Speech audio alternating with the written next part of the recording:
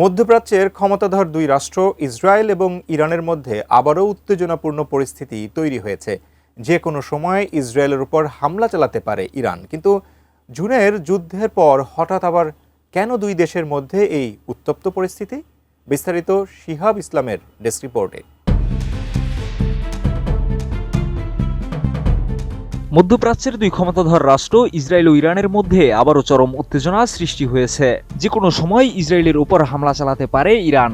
আর এই পরিস্থিতি এমন এক সময় তৈরি হয়েছে যখন জুন মাসে চলা সামরিক অভিযান শেষ হওয়ার পর ইরান তার ব্যালিস্টিক ক্ষেপণাস্ত্র কর্মসূচি পুনরায় শক্তিশালী করতে মরিয়া হয়ে উঠেছে। বিশ্লেষকরা বলছেন, ইরান তাদের সামরিক সক্ষমতা পুনর্গঠনে অত্যন্ত তৎপর হয়ে উঠেছে।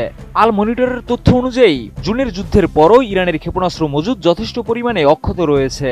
বর্তমানে ইরানের হাতে রয়েছে প্রায় 2000টি ভারী ক্ষেপণাস্ত্র, যা ইসরায়েলের জন্য নতুন এক উদ্বেগ সৃষ্টি করেছে। RICL TMX, যুগের পর যুগ স্থাপনা থাকে মজবুত। ইসরায়েলি একটি নিরাপত্তা সূত্র জানিয়েছে, তাদের সামরিক গোয়েন্দা সংস্থা এই বিষয়ের উপর গভীরভাবে নজর রাখছে এবং যুক্তরাষ্ট্রের কাছে তথ্য পৌঁছে দিচ্ছে। এছাড়া মার্কিন গণমাধ্যম CNN এর তথ্য মতে ইরানের সাম্প্রতিক ক্ষেপণাস্ত্র মহড়া হঠাৎ হামলার কারণ হতে পারে এমন আশঙ্কার কথা যুক্তরাষ্ট্রের প্রেসিডেন্ট ডোনাল্ড ট্রাম্পকে জানিয়েছে ইসরায়েল। তবে ইউরেশিয়া গ্রুপের ইরান বিষয়ক বিশ্লেষক গ্রেগ ব্রু বলছেন, ইরান তার ক্ষেপণাস্ত্র উৎপাদন ক্ষমতা পুনর্গঠন করছে। জুনের যুদ্ধের পর এই পদক্ষেপ নেওয়া দেশটির জন্য অপরিহার্য ছিল, কারণ ইরান তাদের অবস্থান শক্তিশালী করতে চাচ্ছে। গত সপ্তাহে ইরানের ইসলামিক রেভলিউশনারি গার্ড কোর পারস্য উপসাগরে একটি বড় নৌমহড়া পরিচালনা করেছে। এই মহড়ায় 2000 কিলোমিটার পাল্লার ক্রুজ ও ব্যালিস্টিক ক্ষেপণাস্ত্র এবং সুইসাইড ড্রোন ব্যবহার করা হয়েছে।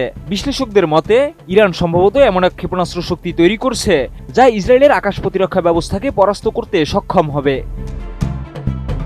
ইসরায়েলের সাম্প্রতিক হামলায় ইরান ক্ষতিগ্রস্ত হলেও বিশ্লেষকরা বলছেন, ইরানের ক্ষেপণাস্ত্র কর্মসূচিতে স্থায়ী কোনো ক্ষতি হয়নি। ওয়াশিংটন ইনস্টিটিউটের সিনিয়র ফেলো ফারজিন নাদিমি জানান, ইসরায়েলি হামলায় ইরানের অন্তত 15টি প্রধান ক্ষেপণাস্ত্র শিল্প কমপ্লেক্স এবং 15টি ক্ষেপণাস্ত্র ঘাঁটি ক্ষতিগ্রস্ত হয়েছে। তবে ইরানের মাটির নিচে থাকা সুরক্ষিত অবকাঠামো এই হামলার প্রভাবকে অনেকটা কমিয়ে দিয়েছে।